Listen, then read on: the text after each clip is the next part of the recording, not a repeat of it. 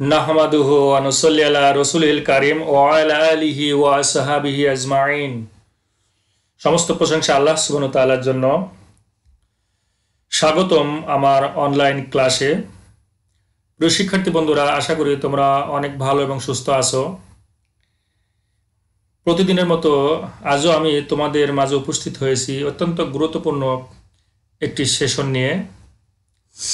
হয়তো তোমরা আগ্রহের সাথে অপেক্ষা করছো কোন ধরনের সেশন আমি আজকে আলোচনা করব।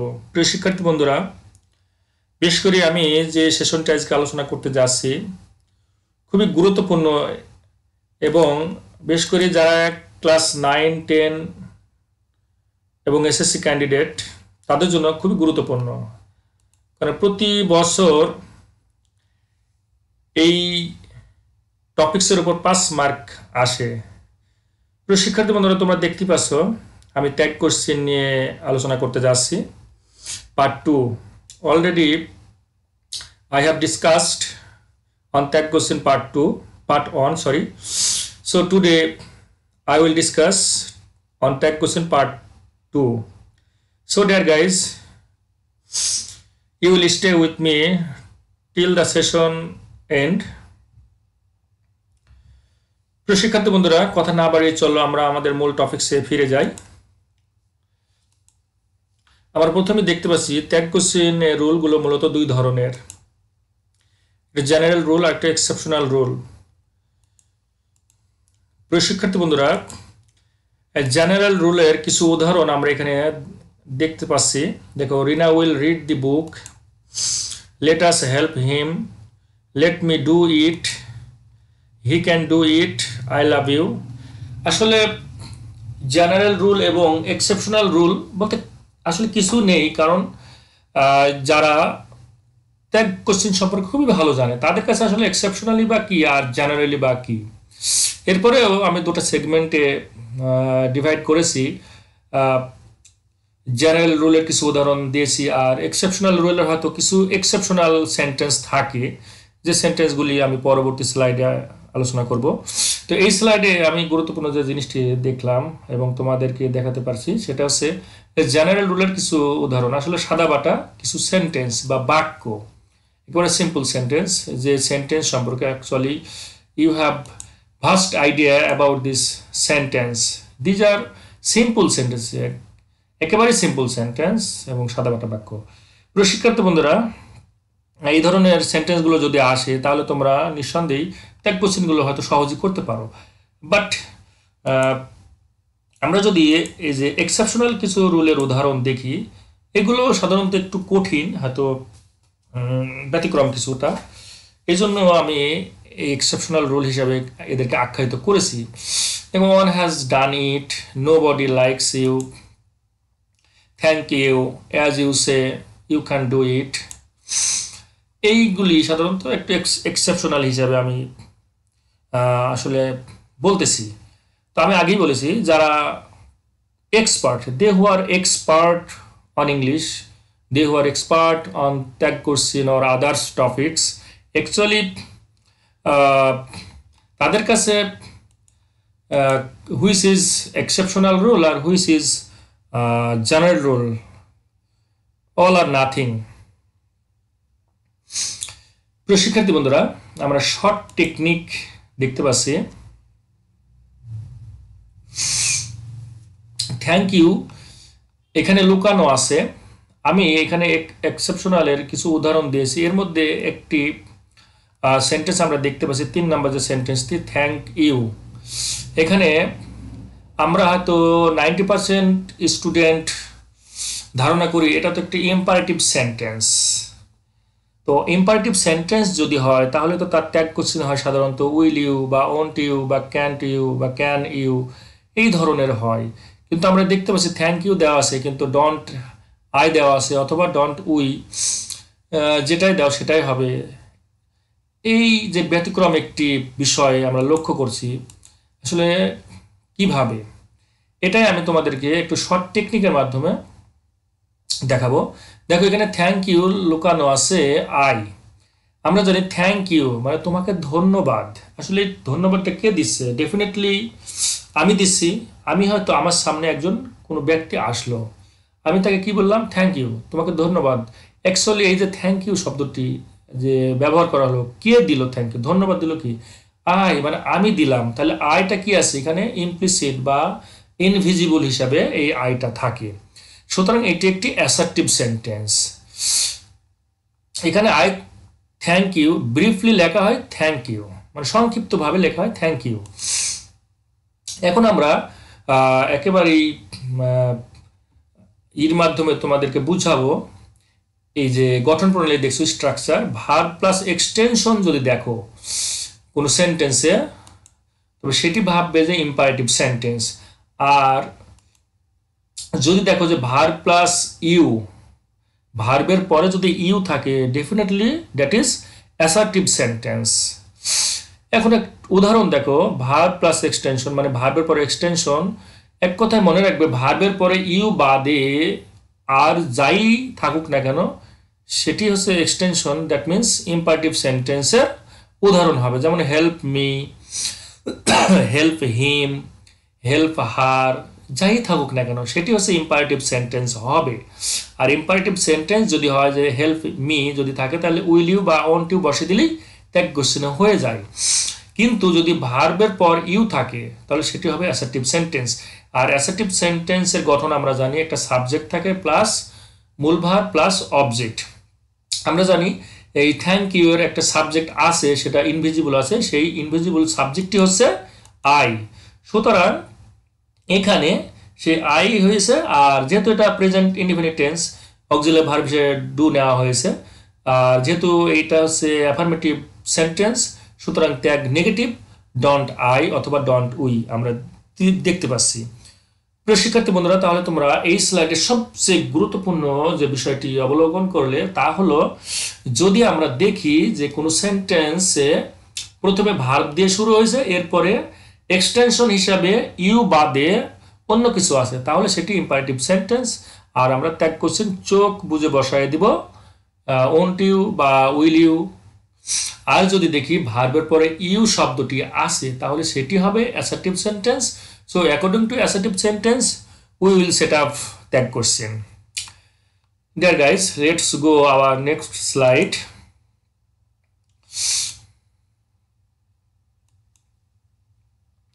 শিক্ষার্থী বন্ধুরা, আমরা এখানে অক্সিলারি ভার্ব দেখতে পাচ্ছি। হ্যাঁ, এখানে দেখো অনেকগুলো ভার্ব থাকে। তো এর মধ্যে দেখো টু বি ভার্ব বলতে আমরা কি বুঝি, অনেকেই হয়তো অজানা থাকে। টু বি ভার্ব বলতে সাধারণত অ্যাম ইজ আর বোঝানো হয়। আর টু ডু ভার্ব বলতে ডু ডাজ ডিড কে বোঝানো হয়। সরি, টু বি ভার্বের মধ্যে আরো কয়েকটা আছে, যেমন ওয়াজ ওয়ার। আর টু হ্যাভ ভার্ব বলতে সাধারণত হ্যাভ, হ্যাজ, হ্যাড। আর মোডাল ভার্ব আমরা জানি, আমি অবশ্য ট্যাগ কোশ্চেন পার্ট 1-এ আলোচনা করেছি মোডাল ভার্ব নিয়ে এবং অক্সিলারি ভার্ব নিয়ে, তবে আমি এইভাবে সেগমেন্ট করিনি। আজকে তোমরা হয়তো জানতে পারলে যে টু বি ভার্ব সাধারণত আমি যা ওয়াজ এবং টু ডু ভার্বগুলো সাধারণত ডু ডাজ ডিড। আর টু হ্যাভ ভার্ব বলতে সাধারণত হ্যাভ, হ্যাজ, হ্যাড বোঝানো হয়। এবং মোডাল ভার্ব আমরা জানি এই যে এইগুলি হচ্ছে সবই হচ্ছে modal verb. Shall, should, will, would, can, could, may, might, must, have to, has to, had to, use to, need, dare, ought to, এইগুলো সবই হচ্ছে modal verb. Dear learner friends, let's go our next slide. Tag question করার নিয়মাবলী, rule on. শিক্ষার্থী বন্ধুরা, আমরা যে বিষয়টির জন্য অতীব আগ্রহী হয়েছিলাম, আমি এখন একের পর এক তোমাদের সামনে সেই আগ্রহী বিষয়টিকে আলোকপাত করব। একেবারেই রূপ থেকে শুরু করে আমি একেবারে লাস্ট পর্যন্ত তোমাদের জন্য একেবারে ইজি ওয়েতে শিখাবো। যদি তোমরা থাকো, আমার বিশ্বাস তোমাদের ট্যাগ কোশ্চেন নিয়ে আর কোনো কনফিউশন থাকবে না। শিক্ষার্থী বন্ধু, আমার রুল অনে দেখতে পাচ্ছি কমা দিয়ে উত্তর লেখা শুরু করতে হবে, অর্থাৎ ট্যাগ কোশ্চেন অবশ্যই করতে গেলে আমাদের কমা দিয়ে অ্যান্সারটি লিখতে হবে। যেমন দেখো, আমরা এখানে একটা এক্সাম্পল দিয়েছি, he is a good man. এখানে দেখো একটা কমা চিহ্ন ব্যবহার করেছি। সুতরাং ট্যাগ কোশ্চেন করতে গেলে আমাদেরকে অবশ্যই কমা চিহ্ন ব্যবহার করতে হবে। রুল 2 যদি আমরা দেখি, সেন্টেন্সটি অ্যাফার্মেটিভ হলে না বোধক আর নেগেটিভ হলে হ্যাঁ বোধক করতে হবে। আমি অলরেডি ফার্স্ট পার্ট অনে আলোচনা করেছি। এখানে দেখো he is a good man, সে একজন ভালো মানুষ। যেহেতু এই সেন্টেন্সটি অ্যাফার্মেটিভ সেন্টেন্স, সুতরাং tag question must be negative. এবং তোমরা দেখতে পাচ্ছ ট্যাগ কোশ্চেন কিন্তু নেগেটিভ হয়েছে। আরেকটা উদাহরণ দিয়েছি, he is not a good man. এই সেন্টেন্সটি যেহেতু negative sentence, so tag question must be affirmative. And you see tag question affirmative, is হি।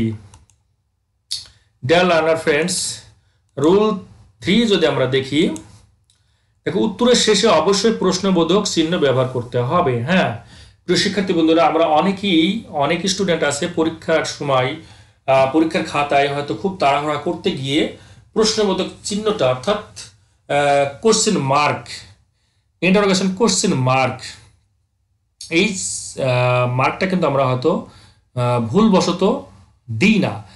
কিন্তু মনে রাখবে, যদি আমরা কোনো কারণে এই যে ইন্টারোগেশন মার্ক, কোশ্চেন মার্কটা যদি আমরা না দিই, definitely your answer not correct, সঠিক হবে না। কেননা এই প্রশ্নবোধক চিহ্নের কারণে তুমি মার্ক পাবে না। অবশ্যই আমরা সতর্কতার সাথে যখন অ্যান্সার করব, অবশ্যই ট্যাগ কোশ্চেনে, যেহেতু আলোচনায় করছি ট্যাগ কোশ্চেন, সুতরাং কোশ্চেন মার্ক এই চিহ্নটি অবশ্যই আমরা last of sentence, that means last of tag question we will set up. So dear guys, let's go our next slide.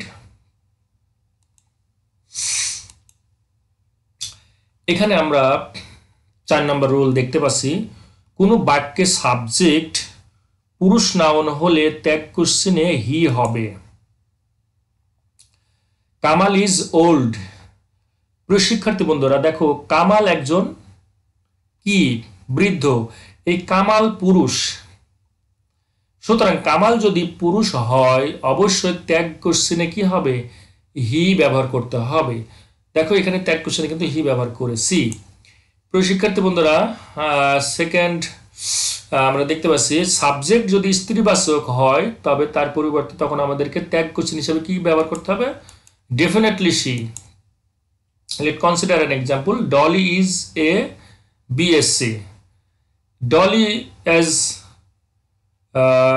স্ত্রীবাচক, so tag কোশ্চেনে এখানে দেখো শি ব্যবহার করা হয়েছে, ইনস্টেড অফ ডলি আমরা শি ব্যবহার করছি। প্রিয় শিক্ষার্থী বন্ধুরা, কোনো বাক্যের সাবজেক্ট যদি সামথিং, এনিথিং, এভরিথিং, নাথিং হলে বা ইতর প্রাণী বা বস্তুবাচক নাম হলে তার পরিবর্তে সাবজেক্ট হিসেবে ইট হবে। খুবই গুরুত্বপূর্ণ এই 3 নাম্বার স্লাইডটি তোমরা দেখতে পাচ্ছ, অত্যন্ত গুরুত্বপূর্ণ। প্রায় পরীক্ষাতে কিন্তু এই ধরনের সাবজেক্ট দিয়ে প্রশ্ন কিন্তু আসে, সেন্টেন্স আসে, তখন আমাদের ভিতরে একটা কনফিউশন কাজ করে। Actually for tag question what will we set up as a subject, তখন কি দিব, সাবজেক্ট হিসেবে কি বসাবো, এই ধরনের কনফিউশন অলওয়েজ শ্যাক ইন মাইন্ড, তখন কিন্তু কনফিউশনে পড়ে যায়। তো এখানে দেখো সামথিং, এনিথিং, এভরিথিং, নাথিং এগুলো মুখস্থ করে ফেলবে। আর যদি ইতর প্রাণী দেখো বা কোনো বস্তুবাচক হয় তবে তার পরিবর্তে অবশ্যই সাবজেক্টের পরিবর্তে ইট ব্যবহার করতে হবে। Let consider example, everything is useful as everything, so as a tag question subject it আমরা ব্যবহার করেছি। শিক্ষার্থী বন্ধুরা, something is better than nothing, যেহেতু সামথিং এই সেন্টেন্সের একজন সাবজেক্ট, সুতরাং ট্যাগ কোশ্চেনে এটা ইট ব্যবহার করেছি। নাথিং ইজ ইউজলেস, এখানে নাথিং যেহেতু ব্যবহার করেছি, তার নাথিং এর পরিবর্তে ট্যাগ কোশ্চেনের সাবজেক্ট হিসাবে ইট ব্যবহার করেছি। তাহলে তোমরা বুঝতে পারলে এই স্লাইডের সবচেয়ে গুরুত্বপূর্ণ দিক সেটি হচ্ছে, আমরা যদি ট্যাগ কোশ্চেনে করতে যাই তাহলে সেন্টেন্সের সাবজেক্ট যদি পুরুষ হয় তাহলে ট্যাগ কোশ্চেনের সাবজেক্ট হবে হি, আর যদি ট্যাগ কোশ্চেনে আর সেন্টেন্সের সাবজেক্ট যদি স্ত্রীবাচক হয় তাহলে অবশ্যই ত্যাগ কোশ্চেনের সাবজেক্ট সি হবে। এবং আমরা আরও দেখতে পেলাম যে যদি কোনো সেন্টেন্সের সাবজেক্ট হিসেবে সামথিং, এনিথিং, এভরিথিং, নাথিং বা ইতর প্রাণী, বস্তুবাচক কোনো কিছু হলেই ট্যাগ কোশ্চেনে অবশ্যই সাবজেক্ট হিসেবে ইট ব্যবহার করতে হবে। শিক্ষার্থী বন্ধুরা, let's go and see rule 5, last rule of this part 2।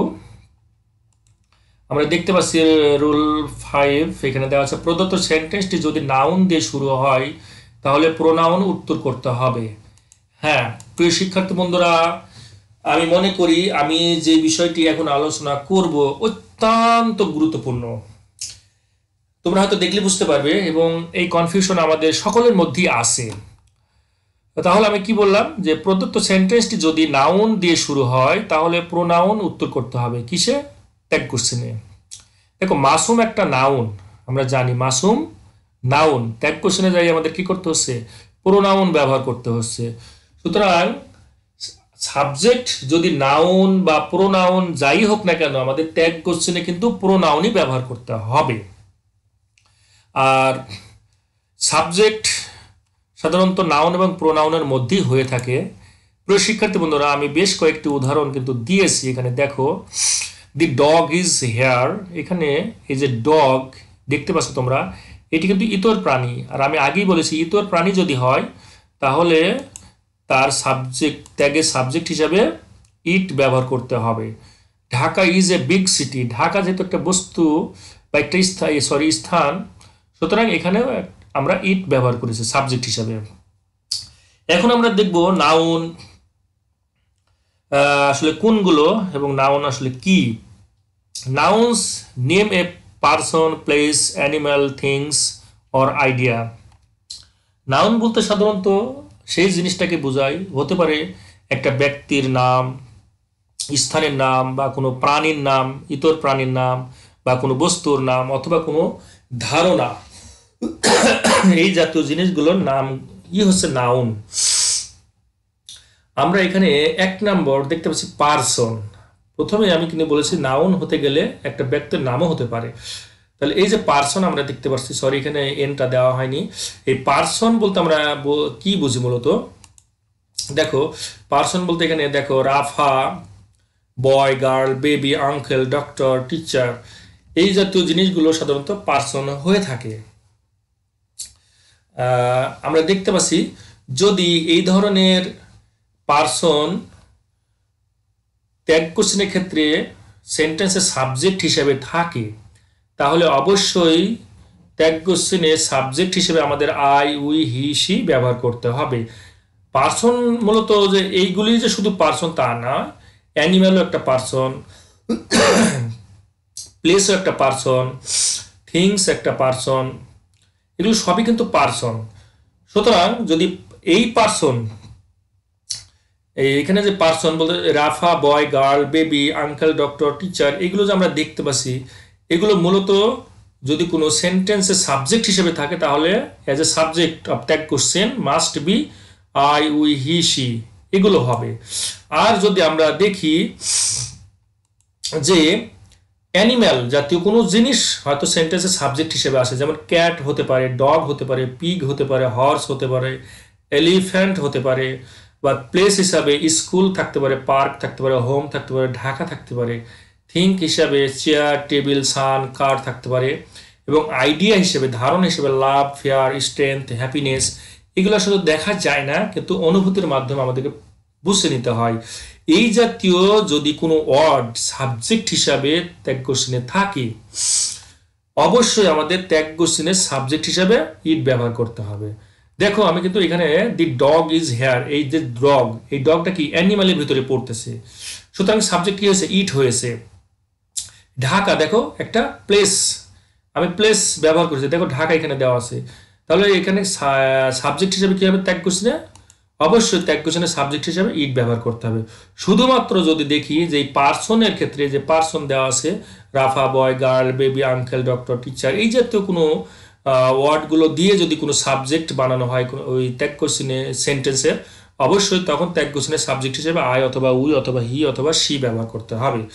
প্রিয় শিক্ষার্থী বন্ধুরা, এই স্লাইডে সবচেয়ে গুরুত্বপূর্ণ বিষয়টি তোমরা হয়তো জানতে পারলে যে সেন্টেন্সটি যদি নাউন দিয়ে শুরু হয় তাহলে অবশ্যই ত্যাগ কোশ্চেনে প্রোনাউন হিসেবে ব্যবহার করতে হবে। আমরা আরও জানতে পারলাম যে নাউন মূলত কোনগুলো। নাউন একটা ব্যক্তির নাম হতে পারে, কোনো পার্সনের নাম হতে পারে, প্লেসের নাম হতে পারে, অ্যানিমেলের নাম হতে পারে, থিংসের নাম হতে পারে, আইডিয়ার নাম হতে পারে। আর এগুলো যদি কোনো সেন্টেন্সের সাবজেক্ট হিসেবে থাকে শুধুমাত্র পার্সনের ক্ষেত্রেই আই উই হি সি বসে, বাদ বাকি অ্যানিমেল, প্লেস, থিং, আইডিয়া এই জাতীয় ওয়ার্ডগুলোর যদি সাবজেক্ট থাকে, ওয়ার্ডগুলো যদি সাবজেক্ট হিসেবে বসে কোনো সেন্টেন্সে, তাহলে আমরা অবশ্যই কি ব্যবহার করব? ইট ব্যবহার করব ত্যাগ কোশ্চেনের সাবজেক্ট হিসাবে। প্রিয় শিক্ষার্থী বন্ধুরা, একেবারে গুটি গুটি পাই আমরা শেষ প্রান্তে চলে এসেছি। আমি বরাবরের মতো আজও তোমাদের জন্য ব্রেন টেস্ট নিব। আমার first brain test for you, love is divine. এখানে ত্যাগ কোশ্চেন মূলত কোনটি হবে? There are two option you see, isn't it, is it, which is the correct answer? The correct answer is isn't it. তোমরা জানো যে লাভ is divine, ভালোবাসা স্বর্গীয়। এখানে লাভ একটা আইডিয়া বোঝাচ্ছে, অর্থাৎ এখানে সাবজেক্ট হিসেবে আছে, এই যে অনুভূতির মাধ্যমে প্রকাশ করছে। সুতরাং এখানে সাবজেক্ট হিসেবে ইট ব্যবহার করেছি, এবং যেহেতু এই সেন্টেন্সটি অ্যাফার্মেটিভ সুতরাং ত্যাগ নেগেটিভ হয়েছে। তোমরা দেখতে পাচ্ছ 2 number question, Masum is a good student. Masum একজন ভালো ছাত্র। সঠিক উত্তর কোনটি হবে? ইজন্ট মাসুম না ইজন্ট হি? সঠিক উত্তর হচ্ছে ইজন্ট হি। তোমরা জানো যদি ত্যাগ কোশ্চেনে সেন্টেন্সের সাবজেক্ট যদি নাউন থাকে অবশ্যই ত্যাগ কোশ্চেনে সাবজেক্ট হিসেবে প্রোনাউন ব্যবহার করতে হবে। না, মাসুম যেহেতু নাউন তাহলে আমাকে প্রোনাউন ত্যাগ কোশ্চেনে করতে হবে হি। এটা মাথায় রাখবে সব সময় যে ত্যাগ কোশ্চেনে যদি সেন্টেন্সের সাবজেক্ট নাউন থাকে বা প্রোনাউন যাই থাকুক না কেন, ত্যাগ কোশ্চেনে সাবজেক্ট হিসেবে প্রোনাউন বসবে। Which is the following modal verb? Shall, should. সঠিক অ্যান্সার কোনটি? সঠিক উত্তর হচ্ছে শ্যালও একটা মডাল ভার্ব, শুডও একটা modal verb. Tell learner friends, 4 number brain test, which the following to be verb? To be verb আসলে নিচের কোনটি? Am is, are, have, has, had. সঠিক উত্তর কোনটি? সঠিক উত্তর হচ্ছে অ্যামিজ, আর হচ্ছে টু বি ভার্ব। প্রিয় শিক্ষার্থী বন্ধুরা, গুটি গুটি পায়ে তোমাদের জন্য যে অতি গুরুত্বপূর্ণ সেশনটি আমি আলোচনা করলাম একেবারেই শেষ। হয়তো তোমরা অনেকেই ধৈর্য সহকারে আমার এই সেশনটি শুনেছো, দেখেছো, তাদেরকে অসংখ্য ধন্যবাদ। আর বিশেষ করে যারা আমার চ্যানেলে একেবারেই নতুন তাদের প্রতি আমার রিকোয়েস্ট, আমার চ্যানেলটিকে সাবস্ক্রাইব করো, পাশাপাশি লাইক শেয়ার দিয়ে অন্যদের দেখার সুযোগ করে দিবে। প্রিয় শিক্ষার্থী বন্ধুরা, নতুন নতুন ভিডিও পেতে আমার কমেন্টস বক্সে তোমরা কমেন্টের মাধ্যমে জানাবে। সো ডিয়ার গাইস, তোমরা ভালো থাকো, সুস্থ থাকো, বেস্ট অফ লাক।